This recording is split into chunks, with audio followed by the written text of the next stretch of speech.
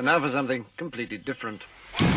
Forget everything you've been told by others before. Get ready for the real deal, the full story. Real talk about money, markets, life.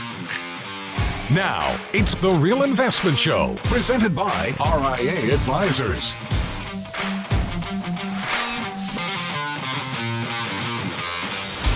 And it's Financial Fitness Friday. Welcome. This week went real fast. Good morning, Mr. Merlino. Paisan on YouTube. Here with Mr. McCarty. Morning, Lots Rich. of credentials, CFP squared, CFA. Did you see the latest CFA test results? How many people had passed? How many? 49%. Wow. That's got to be a record. Are they laxing the standards a bit? I don't know, but I thought that was sort of high. That is a little high, yeah. It's usually now, maybe low 40s. I'm right. That was 46 or 49, but it I got to look it up, but it was like a number in there and that, and I'm like, You know, it's possible they had a lot of exclusion questions. A lot of times when they're testing questions that are not normally on the exam, they'll exclude those from the score calculation. So that's one of the factors. Very interesting. Yeah. Yeah, so the CFA is not for the weak to take. I have taken level 1 because I enjoyed the macroeconomic and microeconomic component of that. But then I realized that I probably wasn't, I was going to like the more client-facing element of it. So, but, when people go for credentials, sometimes Lance scoffs at all this stuff. He goes, oh, they're just trying to make money. And in some ways, that's true. It's what you get out of it. Right. Right? In other words, I've always been a lifelong learner. So for me, learning new things as opposed to just the normal CE when it comes to financial planning has always been better for me. Right? Looking at the academically cutting edge stuff, making sure that I can keep abreast of those kinds of things for clients. So there's a record number, like the CFP board is really, now they've got, their ad blitz for a certified financial planner is just... It's aggressive. It's aggressive. Yeah. The one interesting thing about the CFP board, and I will tell you, you should be working with a certified financial planner, I think, because someone went through the process of learning this stuff. But they are moving into an area that we've talked about for a very long time, which is financial wellness. Right. Holistically, like I'll be dead, but you'll have to come to the grave and talk to me and say, Rich, you're right. Most advisors will have a health or a nutritionist on staff for their clients. Yeah. I am totally convinced that you will have that available because health and wealth are so interconnected. Mental and physical health, maybe therapists, but we act as therapists a lot of times, right? People make the worst decisions sometimes in the face of greed and fear in the markets. But this whole health-wealth connection is really important. And it's just like anything else. I'm sure there are doctors out there, and I'm not comparing us to doctors, but I'm sure there's like just a level of CE that doctors have to go through, and they just go through the process because they got to get it done, versus really digging into what I call the meatiest of continuing education to learn the cutting edge things that people need to know. And I think that that's what we really do a great job at. I think we have a lot of people here who are lifelong learners. Like when you and John Penn went for the NSSA, right? You always got to be learning, and especially through a time where we are, and Danny and I have talked about this for 7-8 years, taxes are going higher. Right now, Roth is the big thing. Mm-hmm. But we've been talking about Roth before Roth was such a big tier. Before then, it was just Hyman Roth, from The Godfather. Brent's like, oh God, John DeMcCarty probably goes, is there a movie called The Godfather? Hey, that's a classic. I definitely have seen The Godfather. Oh boy, okay. With the mattresses. Yeah. So Hyman Roth. So the thing is, always find somebody that knows their stuff. We have financial, and we're changing up our website. It's going to look amazing, but we do have financial guides, and I call them survival guides. But one is like, questions to ask your prospective advisor or broker. And one of those things about is, what do you read? Yeah. What do you read? What you're reading? No, but what do you like to read? I don't care if it's fiction, nonfiction. Like, you want to get into your advisor's head a little bit. Like, what's your philosophy on this? It's called the iceberg method, where most advisors want to give you advice because I think they want to help, but they don't dig into the deeper questions that make you tick. You have to sometimes turn the tables on your advisor. Yeah. And ask them, why did you go into this profession? What do you read on a daily basis? Why do you read it? What kind of books do you like? I think, that's a good way to get to know somebody besides the philosophical level of where the firm is that you're looking to put your hard-earned money with, right? Yep. Overall. Well, speaking of hard-earned money, JP Morgan came out today and sort of didn't have such bad numbers. Earnings were $4.44 a share. Expected $4.11, revenue $42.55 billion, expecting $41.85 billion. When it comes to banks too big to fail, Jamie Dimon's JP Morgan is the poster child. Yep. There's so many great books about JP Morgan, actually JP Morgan, how he saved the banking system and the country multiple times through various panics. It's just amazing to see. So obviously, this is the biggest U.S. bank by assets. But it's interesting to see what banks are going to be saying because, again, I've been saying on this show since January, the Fed is going to have a difficult time lowering rates. Yeah. Right? Inflation is permatory, not transitory, especially on the stuff we buy every day. Now, they call it Supercore, which I think is a movie that's coming out soon. They call it Supercore, but it's not Supercore. It's really those things you need to survive. Yeah. And those things that rarely go down. No, insurance, yeah. Food, energy. Now, I can blame a lot of things for that, right? People always like to get political and they say it's a big, it's this. Well, I was looking at profit margins over the last 2 years for S&P 500 companies. The companies are not making money hand over fist, as is the political narrative. Right. Matter of fact, if you look at where profit margins are, you'll see that they are about where they were a couple of years ago, maybe a couple of years ago. And part of that is cost of goods sold and margins are squeezed. Labor costs are up, input costs are up, regulatory costs are up. Companies are there to make profits. There's the thing. Small business, and Lance talked about this, you look at small business sentiment, that's the worst I've seen since the financial crisis, right? Inflation is the issue. Yeah. The biggest thing that has occurred is, and I don't know why maybe the Fed, now, Powell does bring this up once in a while, but this is his Volker moment. To me, this is Powell's Volker moment, where he's going to have to be steadfast about what he's going to do. Yeah, Don't you think? And he's already come out and said that, they expect to see some failures in the regional banks because of the interest rate environment when commercial real estate resets. So you have that coupled with the FDIC coming out and saying that they're prepared to back any of the global systemically important banks that may potentially fail after what happened with Credit Suisse over and UBS absorbing them. They're already coming out and saying we're prepared to take those steps. When we get back, we're going to continue this conversation about his Mr. Powell's Volker moment. And, it's everybody's stressed out. It's National Stress Awareness Day month. Maybe it's your mattress. Maybe it's who you're sleeping with. Could be the little puppy there with the dog, bringing the dog toys onto the bed. Right, Brent? My dog's a bed hog. We'll be right back.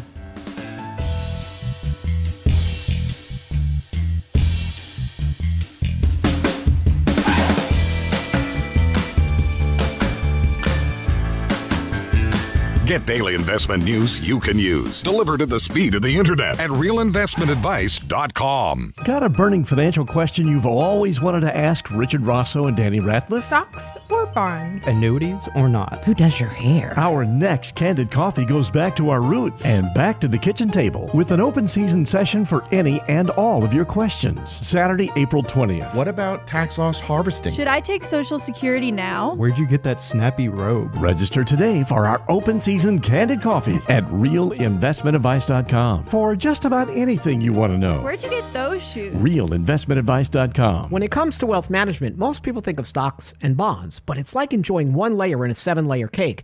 At RIA Advisors, we want to make sure you get your cake and eat it too. Social Security, Medicare, creating a tax-friendly retirement paycheck. Perhaps you're saving for college. How about life insurance, guaranteed income solutions, all along with comprehensive planning. At RIA, a holistic approach to your money is our priority. Call us today, 855-RIA-PLAN, or find us online at realinvestmentadvice.com. realinvestmentadvice.com. The Real Investment Show. Small businesses are discovering that attracting and retaining top talent come down to more than just salary. In today's highly competitive job market, compensation is more than just wages. Hi, I'm Tom Allen, RIA Advisors Retirement Plan Consultant. Healthcare and retirement plans can make the difference in hiring and retaining the best employees. We can show you how to build an affordable, effective employment package that delivers true value for your workers and your business. Call me toll-free at 855-RIA-PLAN or online at realinvestmentadvice.com.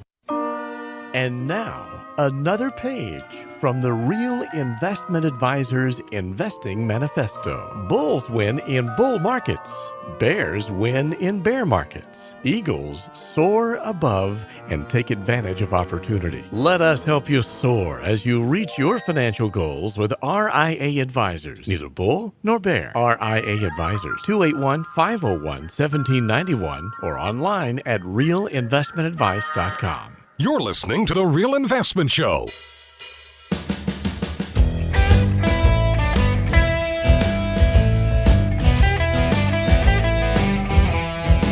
Now, if someone who might need a new mattress, it's Mr. Powell. He probably turns a lot in his sleep. You know, you think about what he's doing. He's trying to put out a fire with a water pistol. Yeah. Because on the fiscal side, they keep lighting them, right? It's very difficult without him looking to increase rates again, which James Grant from the Interest Rate Observer says. Been a big reader of his for years. But he saying that, you know, and even Larry Summers says, hey, maybe the standard rate of inflation or the rate we should be looking at is closer to 3 versus is 2%. And part of it is just the fiscal spending off the rails. Now, I will tell you, obviously, when you go back in history, as Mike does, it says, well, it's not really a big deal. We're not spending more. But I think there was some ethereal or qualitative element of fiscal responsibility that has gone away. That shows that the potential, like in other words, it's not what we've done in the past, as Michael shows you. And he's right. And you have to keep that perspective. It's more of what are we doing? Like, why? Why are we spending all this money? Why are we not going back to pre-pandemic spending levels, at least, right? So there's this feeling that the government has totally lost its ability to keep perspective outside of outside of votes and doing what's ultimately right for the country. I've always been country first, party second or third, right? I've always been whoever's making good decisions makes good decisions. Right. I don't care what side of the aisle you're on, right? Yeah. I don't care what color your tie is. I don't care. If you're making a good decision, then that's great, right? So the thing that you have to keep in mind with him, when you got to think about where Powell is, what do I got to do? You know, he lightly warns about the fiscal thing. He dances around it. But for him to come out and say, we're going to have 3 rate cuts, right? I mean, even Christine Lagarde at the ECB, they're saying maybe. Yeah. Like, they're saying maybe 1 in June. But you know what? They raise rates. You go look at studies. I've been reading a lot of studies from different Foreign Affairs magazine and all that. And John Authors has written some great articles at this from Bloomberg about a lot of countries started raising rates a lot sooner. When that second stimulus package came out, and Larry Summers came out, and I still have that article from the Financial Times, and I said, he is absolutely correct, right? Larry Summers worked for Obama, right? But he's always had this level head. He says, you all are going to blow this out of the water. That's exactly what happened. That second stimulus package, which was really unnecessary, or at the minimum, you could have, instead of being a shotgun approach to it, you could have gotten more targeted. Right, more targeted. With who really needed, right, who needed it, right? that explosion of cash and all the money after, there's still so much money in the system that it's very difficult to tame inflation. Frankly, I am amazed inflation has come down as much as it has. Yeah. I really am. And part of it is, look at credit. I went to the Federal Reserve. The New York Fed does a great report. Liberty Street Economics. Credit card delinquencies are at the highest level they've been pre-pandemic, actually going back years, right? And this is across all generations. Credit card balances grew $48 billion for the quarter. That's actually Q3 of last year.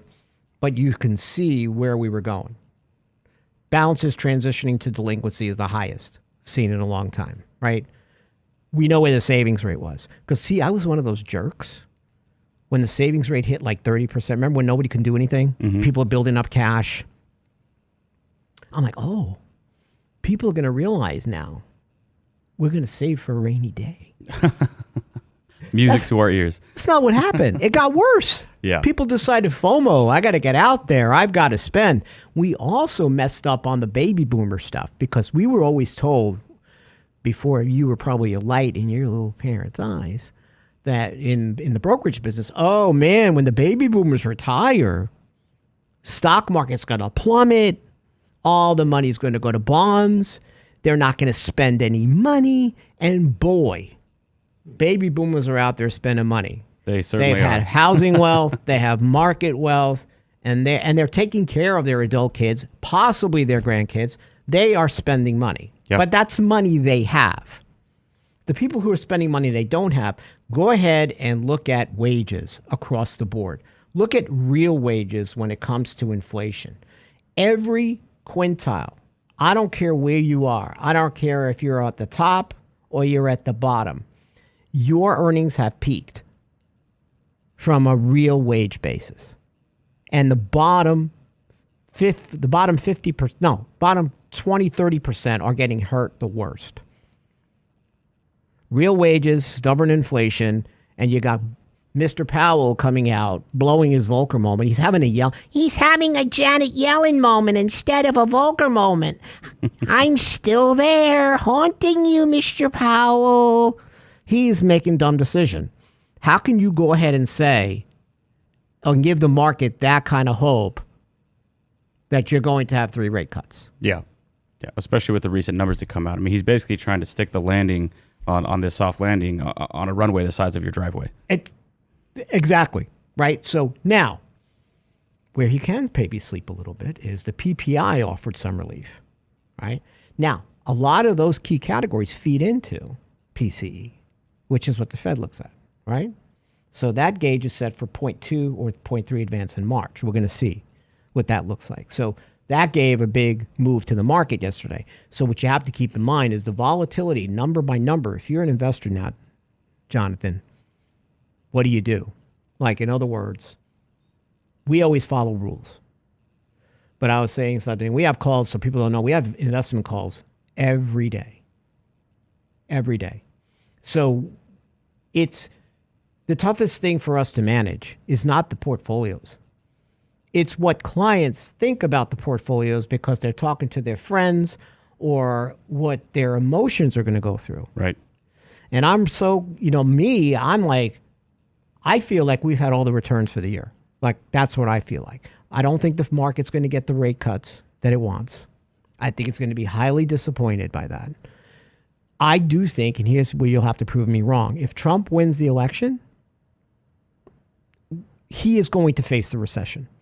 I think we are slowing down to that level that he probably winds up with the recession in his lap, which the media will love. But unfortunately, I think he's going to be dealt the card that he doesn't have yet. So managing clients' expectations, which we do in financial plans, right? We always look at where asset class returns are probably going to be over not 1 or 2 years, but over 10. Right. We want to make sure people understand that they might be retiring or saving in a headwind. For returns. It hasn't looked like that so far, but I always look dumb for like 3 or 4 years. And then all of a sudden it all kicks in. I really thought the pandemic would have been it. But that was, and you'll have to correct me if I'm wrong, we have never sent checks to households like that before. You have now set Not in my lifetime. You have now set another precedent. Yeah. And I think that's when Mike shows all this spending and GDP. There are some decisions we're making now that fiscally responsible Democrats and Republicans would have not made years ago. Yeah. And that is going to be a problem. So I don't know where returns are going to be. But most important is keep your stress down. You got to keep you right. Brent, you got to keep your stress. So April is Stress Awareness Month. Stress Awareness Day is the 16th. And sleep, we were just talking about it. Lack of sleep is possibly the worst possible thing for your health. So there's a recent survey from Mattress Next Day. I have no idea what that is. Women are 52% more likely to wake up always feeling tired compared to men. 14% of men wake up always feeling tired compared to 27% of women. In other words, we're all tired. Now, on a state level, here's where Texas is a little bit. What do you believe the reasons are for waking up during the night? What do you think, Jonathan? What is your reason for waking up? Besides your wife kicking you, which you told. Sorry, Mrs. McCarty. Yep. I would say it's probably something to do with anxiety, whether that's something to do with their job or, something they have to do that week or have done that week. That's probably one of my best guesses. Yeah. Randomly thinking about something you forgot to do that day. Yep. 20%, Texas. Worries that you're going to oversleep and miss your alarm. We were just talking about, Jonathan. Yep. 19%. Worries about your general to-do list, 15%. Work worries for the following day, 15%. Thinking someone is in your home. Nobody's in my house. Not with 3 chihuahuas. There's no way. Matter of fact, there are invisible people in the house that they're barking at. I'm like, what do you bark? What ghost has now entered the room? Yeah, the worrying about your alarm one is the worst because, typically you wake up 4 or 5 minutes before your alarm. Yep. And I don't know how you guys feel about it, but those are always the best minutes of sleep for the whole night. It is. And you wake up right before the alarm goes off. You're going into your deepest sleep. Yep. That's always the worst for me. So, true story. So, I was at 10, 11 years old. I was a paper boy. Daily News in New York had the largest route in Brooklyn. Right? I inherited this route. And the reason I did is because I always would wake up at 3:30 in the morning, and all these people on this route were a terror. And Mr. McGinty, I never forgot his name. Mr. McGinty on East 5th Street said, "And now to get the paper from you." Because I used to go around and try to sell it. Like, knock on doors. Hey, Daily News, running a special. Yeah. But I got to tell you the story. Nickel a paper. I don't think it was a nickel. I think it was like 25 cents. 15 cents for the daily, 25 cents for the weekend paper. Which was pretty thick, by the way. Remember those? You could have killed somebody with those papers, Brent. Those weekend papers. I don't know if they do that because I don't read the Houston Chronicle anymore. If I had a cat, I would use it for liner, for the box. We'll be right back.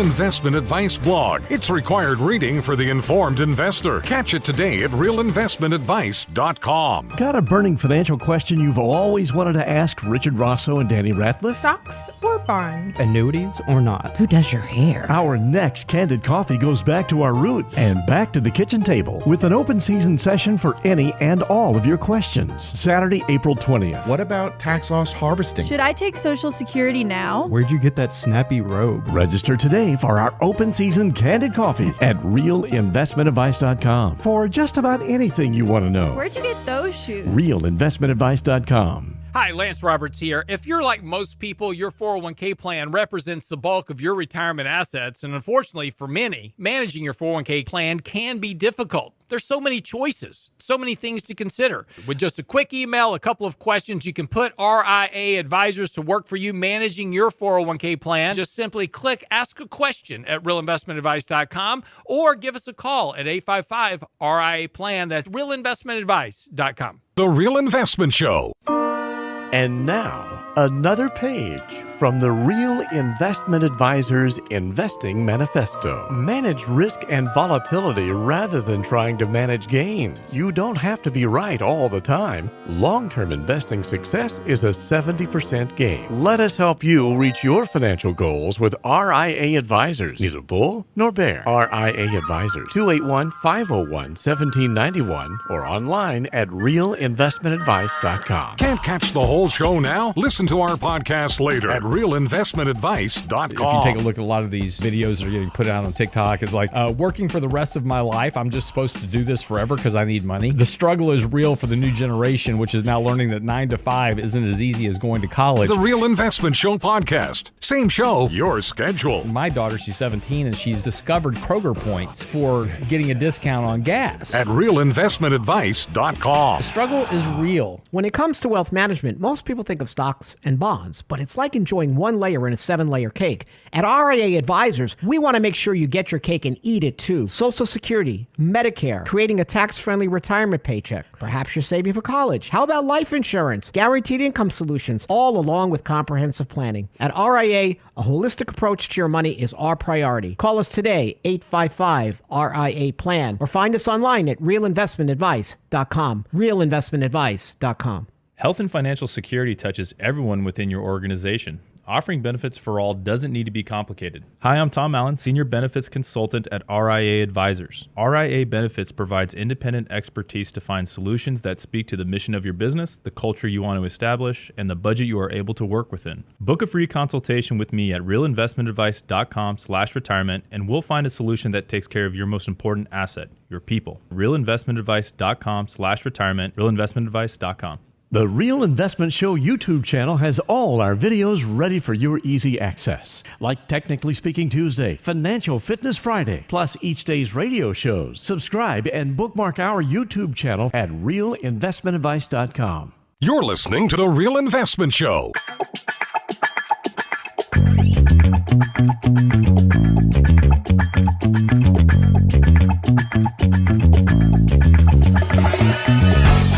So Marie and Gordon are talking about like delivering papers, but that's right. So Marie, 4 o'clock in the morning on Brooklyn streets, going through all these apartment buildings, never felt unsafe. Took my bike, had my little AM radio listening to WOR, Brentwood No, Rambling with Gambling. But before that, they had all these shows. I always was interested in talk radio growing up, right? Imagine that. Yeah, I don't know. It was just always just voices because it was so quiet. So Mr. Ginty said, if you don't get that paper here by 4:30 every morning, you won't get a tip, and I'll cancel the paper. I've done it for everybody else. So I talked to the other paper boys. His reputation was very well known. You're not going to make it, dude. And I did. I had that paper. 4:15 every morning. He was impressed. And Gordon is right. So you have to sell the paper, and then on Fridays you had to go collect the money. $1.25, collect all the cash, and then turn it in, which wasn't easy. I want my $2. I want my $2. How many people were on your route? About 100. And how long did it take to collect on Fridays? All afternoon, That's after what school. I'm thinking, yeah. Like 3:30 to like 7 o'clock, because then people weren't home. And then you had to get up and deliver Saturday's paper. Right, and then I had to go out back on Saturday because people wouldn't, like maybe they weren't home. So some people would leave the envelope outside. Yeah. So you have to separate the dollars from the tips. How long did you do this, Richard? From I was 11, 12, 13, until about 13, 14 years old. Tenacity. I loved it. I used to go to the bagel store and I was sort of they called it husky in the day. Athletic build. Yeah. So my dad goes, you need a bra, man. The cream cheese will do it. I was like, oh, gosh, Dad, thanks. How long before we need to get him a bra? My dad was always very good that way. 3 donuts and a bagel. Yeah. Nice. Yeah. So with whole milk. But you know what? There's something cool about kids working. When I see younger kids working at HEB and all that, I always ask them, they must like, what's this creepy guy asking me questions? Like, what do you stop asking me? Hey, it's great, but I think it's great. So I enjoyed it. I actually loved the job. And I had some great people. I learned a lot of great stories, and I always got good tips. So one of the things that we also like to do, we have our own little radio on Candid Coffee. And we have back to the kitchen table with your questions. Although I don't understand the ad we run. Where'd you get those shoes? Who's seeing our shoes at Candid Coffee? Do we have to put the laptop under the table? It's the questions that they've always wanted to ask you and Danny. Yeah. I think Danny get his shoes from Salvation Army. He doesn't spend any money. He's very cheap. Yeah. Where'd you get that snappy robe? He guy squeaks when he walks. So, but we're going to go back to what we used to do with Candid Coffee. And when you register, there's a box that Ask you your can fill out with a question that you want us to address. Yeah, listen, every question is a good question, right? Keeps us sharp. What are you about taking Social Security early, retiring early, waiting, annuities? Listen, give us the question. We will answer it. If anything, we'll do like the White House. We'll make it up. No, we will give you the right answer. But again, we want to make sure that, listen, money's always frustrating. This is part of the theme of today's show. We're going to talk about a NerdWallet study. And I have a great affinity for NerdWallet. I wrote for them for 4 years, and I think they have a lot of great studies. I think they do a really great job. But, people are going to be stressed about something. They're going to be stressed about the election. They're going to be stressed about, I just saw something across the news, right? That expecting an attack in 2 days, right? Israel and Iran, right? Yep. So the geopolitical risk is a problem. People are stressed. And how does it affect my money? Good questions. I think, Jonathan, what we do a good job is no question is a stupid question. No question is a bad question. Right. We get all kinds of questions. Of course.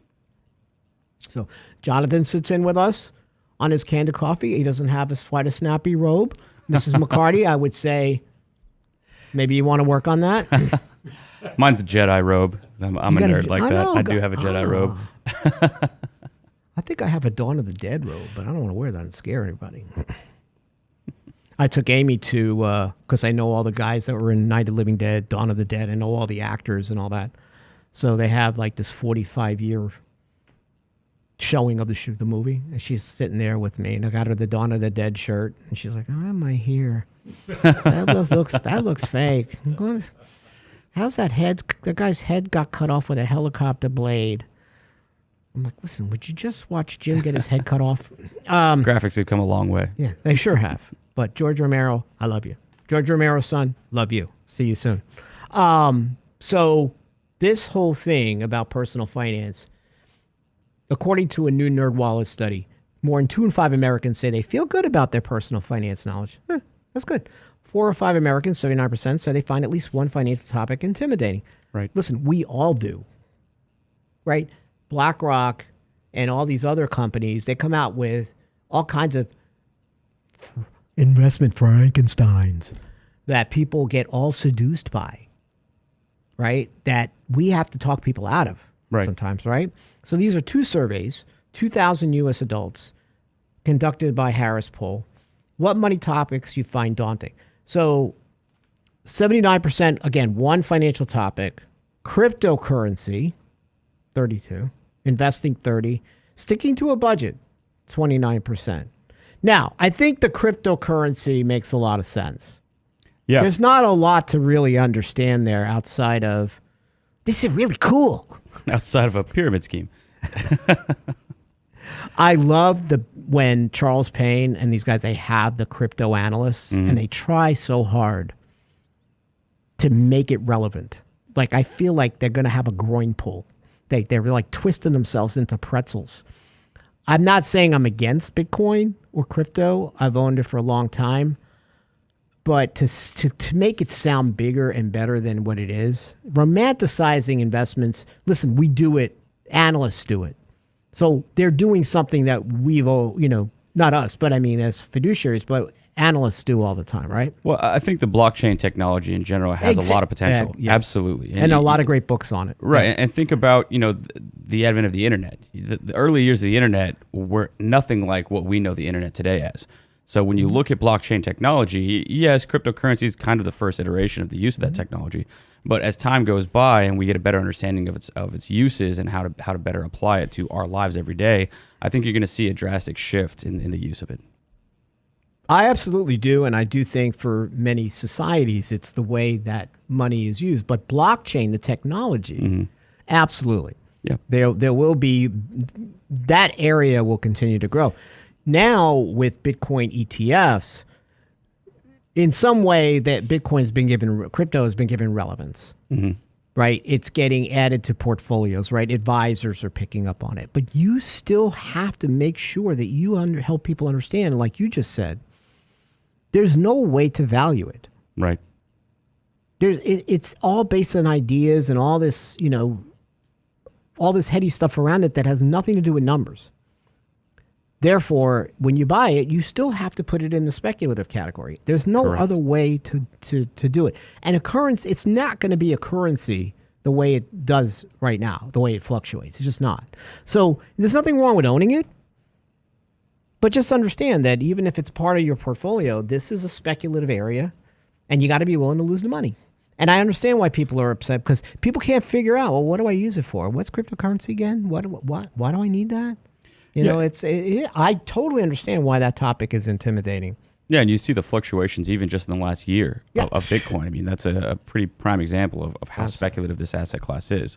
But, you look at things like NFTs, right? That's a blockchain technology. Right. Right now, people laugh and make jokes. Like, why am I going to pay tons of money for a picture of a monkey? There's the Bored Ape Yacht Club, very popular, right? Selling Terrible for millions way to of dollars. talk about Danny. Right. But, if you think about maybe the second or third iteration of that technology, imagine using blockchain technology to have a verifiable digital copy of your driver's license and never having to go into the DMV again to do anything as far as renewing car registration or your license itself. I think that's really where the value of this technology lies. Yeah, I do too. You might have questions about that on your Candid Coffee open season, which is Saturday, April 20th, by the way. Register at realinvestmentadvice.com. Investing is always intimidating. It always will be, because there's never really a right time or a wrong time. It's based on your own personal rules. People that, just look stuff up and have Kramer give you a recommendation and invest in it, that's not investing to me. That's speculation, and that's fine. If that's what you like to do, listen, I speculate too. I just know that that's not how I'm going to do my research and my due diligence. I might buy something just based on solely momentum. Right. And understanding, though, I'll go with the madness of the crowd. I'm just not mad. Like, I know I'm going to have a sell discipline. One foot out the door. And get, right, always one foot out, right. Or I know where all the exits are, right? Yeah. I'm not looking at it the way you are. I'm not going to get seduced by this investment in any form. Yeah. Not going to happen. Sticking to the budget, it's almost like us telling everybody to eat your vegetables, steamed or raw with no butter.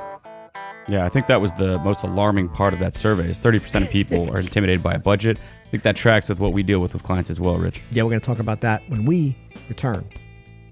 Come back.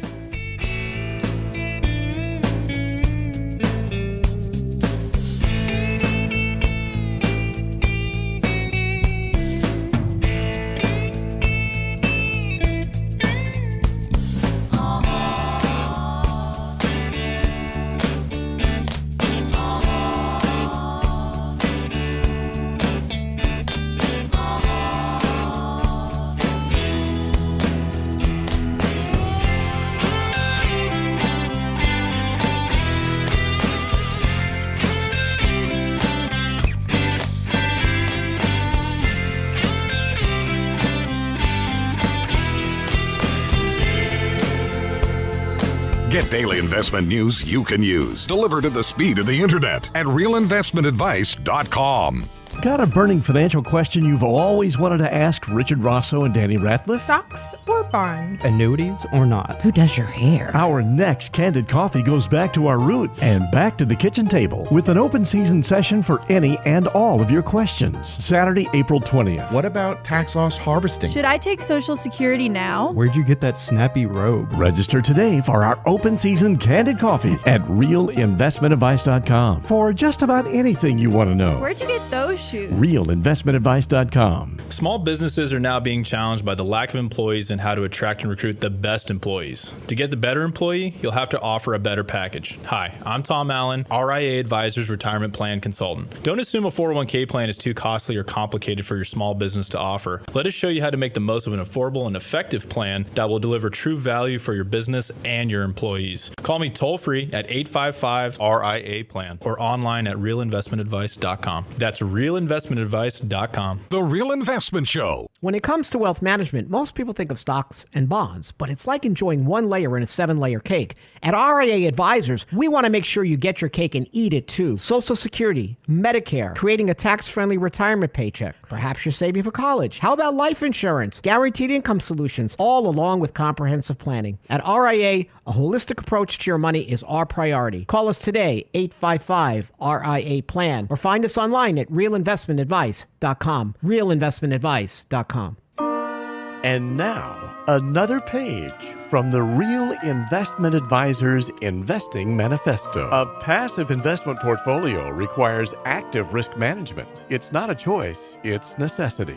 Diversification doesn't protect against risk of loss. Let us actively help you reach your financial goals with RIA Advisors. Neither bull nor bear. RIA Advisors, 281-501-1791 or online at realinvestmentadvice.com. You're listening to The Real Investment Show.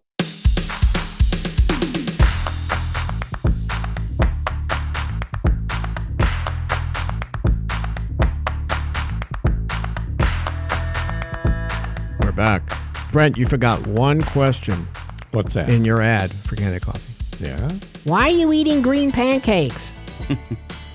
Green Steph pancakes? Daniels sometimes have green pancakes. I did not know They're that. healthy for you. Really? Yeah. Spinach pancakes? I don't know if they're alfalfa. Alfalfa, I think. spinach, Alfalfa pancakes? Yeah. Asparagus. Who knew? Asparacakes. Asparacakes in garlic butter. Yeah, listen, eating your vegetables, you got to take them in any form. Mm-hmm. That's what it is.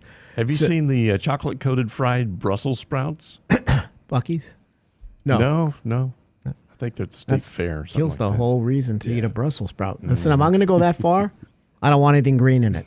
Yeah. If it's chocolate cut, right? Like, give me the deep fried candy bar. Listen, if you're going at that point, you just took my bunny and turned it into Godzilla. So why am I going to even bother with this? Might as well have a fried Twinkie. You just might as well have that, right? You ever have fried chocolate-covered bacon? I have not. I've had that at the Texas State Fair. Really? Yeah. Very good. You want to try a lot of exotic stuff? You go to the Texas State Fair. It really is a great trip. Or the Houston Rodeo cook-off. Yeah. They do that too. I don't feel like I'm going to get mugged at the Texas State Fair, though. Safer over there. So money, listen, people learn money management like they learn about birds and the bees, like dogs in the alley, from their parents and relatives. Sometimes that's not a good idea. Yeah. And fewer discuss money growing up. So half Americans learn to manage their personal finance from their parents and relatives. I remember in the olden days that we used to have a banker come to the elementary school and collect the money and stamp your passbook. You remember that, Brent? Yeah. And you would be so excited because they would come in and go, look how much interest you earned from the Lincoln Savings Bank. But you know what? It was like Thursday was bank day. And you learned that compound interest. Yep. You learned all these things. Now you try to learn from your parents, and frankly, your parents probably don't know much about it. Or you observe your parents. Sometimes you do what they do, but sometimes you don't do what they do. Right. Yeah, good habits or bad habits. Right. It's called your money script. Yeah. Right. It's a subconscious of who triggered that script in you, which we study from behavioral finance perspective. 30% of Americans say their family talked about money when they were growing up. Just 30%. I do think that's changing. Yeah. I do think that when you have younger couples who come in now, both parties show. It's not one party primarily responsible for the budget. I noticed that with Gen Z. I noticed that with millennials sometimes, that both now one party might handle the books, the books part of it or whatever that is, or the management part, but for the most part, both parties are engaged. I think that's very, very positive. And what we have learned is parents who speak openly to their children about money, because now we're working with the children of those parents, are much better equipped. They are much better savers, better investors, better with debt management, because their parents shared with them the good things and the bad things. They weren't closed-mouthed at all. Well, and they also grew up during money. the time of the 2008 collapse, 2000 collapse. Yes. So they've dealt with multiple significant financial events that have left lasting impressions on them. Sharps goes on the. We talked about not having money, but at least you talked about it. Why don't we have money? Well, the bills, and this is where the money goes, or the fact that you can approach someone. Like, you could never approach in an Italian family. You could never ask questions to your grandparents or your parents if you thought that they were doing something wrong with money, no matter how old you are. Right. You're just a dumb kid, right? And that was old school. That's changing, and that's good. And if you made a mistake with money, let your kids know. Help them understand. I mean, they want to know this stuff. So you want to broaden your horizons. And when it comes to budgeting, you can make it easier today. Listen, you probably use one account where everything comes out of, right, to pay your bills. A lot of people use credit cards, pay them off. You get a year-end statement. You know where you spend, right? Budgeting could be on autopilot. I don't think it's as intimate. Through our planning software, you could go ahead and link those accounts. The money will siphon the budget into the right category, and you can set your categories, and you can gauge your spending. There's nobody there that's going to penalize you for overspending on something. It's just budgeting is an awareness. Don't you think, Jonathan? It doesn't have to be as intimidating as you think. If you make a mistake, or if you spend too much in one area, no one's going to chastise you for it. Right. It's you to go, why did I spend so much in this arena, in this area, this category? What can I do better? Yeah. So think of it as an awareness and not a intimidating factor. And so much of our job as financial planners is about forecasting those expenses. So if we're just making assumptions but not going back to verify whether those assumptions are correct, we could be skewing the results of your plan to a significant degree. Yes. So financial stress is across the board. So most Americans feel financial stress, 84%.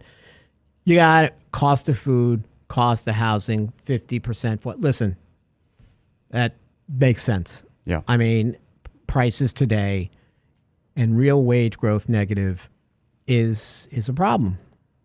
And frankly, I don't know, unless we get spending under control as a country, and we do some things that are less harsh from a regulatory perspective, that is going to be a challenge. Yeah, I saw an article recently that said millennials' new splurge is groceries, which I thought was hilarious because groceries are kind of a basic. That's a basic necessity. I think what it really reflects is that younger generations are being more conscious about where they're spending that money, and the cost of going out to eat has just dramatically increased when you factor in the change in tipping culture as well.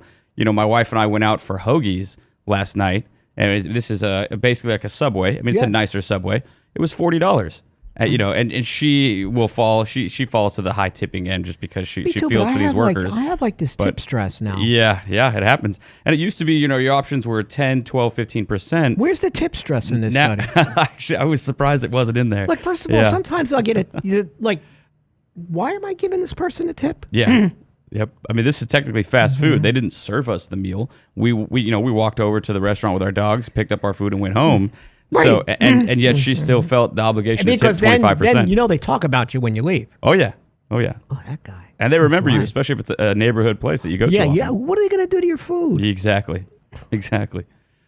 I don't want to say. It's the morning. As someone who used to work as a waiter, I am the most polite, respectful guy anytime I go to any restaurant or fast food place. I was a waiter for 1 month when I was 16. I would never do it again after what I saw some of the other.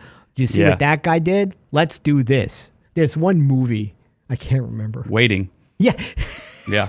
That's surprisingly accurate. It is. Actually. It is. So I am always very nice over tipper to my server. Always.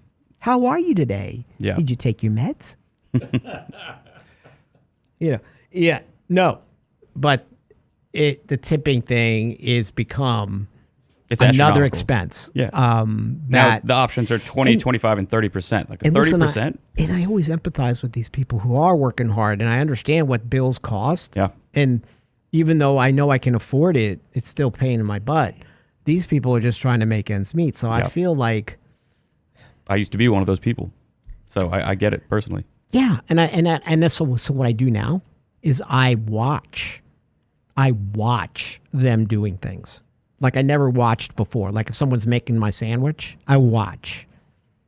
Like how much work, what is, like I'm like a Columbo, so I can gauge the tip properly. Yep. If you're just slapping stuff together and not looking, talking to your friend, then I'm not maybe going to give you as good a tip. Yeah, there's another recent article. So the care that you're putting into the effort of the service is going to mean much more because now people are watching what you're doing. Right. More than anything else. Yeah, and I read another article recently that talked about, going in person to get your food versus ordering delivery or through DoorDash or Uber Eats, something like that. The volume of food is almost a 30% difference if you're there in person. You end up getting significantly more food for the same price. So my wife always wonders why I can't stand DoorDash. I do not like DoorDash at all. I'll be the first to say it. Personally, listen, it's fine if you do use it. I think that I'm not doing it. Look, as somebody who used to live in LA, I saw on a regular occasion, these DoorDash and Uber Eats delivery drivers, sitting in their car on the side of the road, opening up people's food and taking food from it, and that just has been ingrained in my mind. I will never use DoorDash in my life. I can get up off of my couch and go and get my food. The stories are enough. Yeah, exactly. I don't need it. There are times I do get my groceries delivered because I don't want to deal with the grocery store, I have to admit, and I know it's more expensive. And the people who, at least that stuff's all self-contained. Yeah, and sealed. Dropping it off, right. But this DoorDash thing, no thanks. Not doing it. It's not going to happen. So there are many negative emotions around money. So fear, guilt, shame, and that is lack of money knowledge. Yep. So you got to be open about it. Talk to an advisor. I would talk to a fiduciary advisor. Correct. About topics that you do find intimidating. I mean, taking out a mortgage is intimidating. Estate planning is intimidating. The goal of a good partner is to make you go, that wasn't so bad. Yeah. Because we've been there and we understand. That's all we got. Sign up for Candid Coffee. Read Lance's blog. Big articles coming out today and tomorrow. Really good stuff. And he'll be back on Monday. Take care, everybody.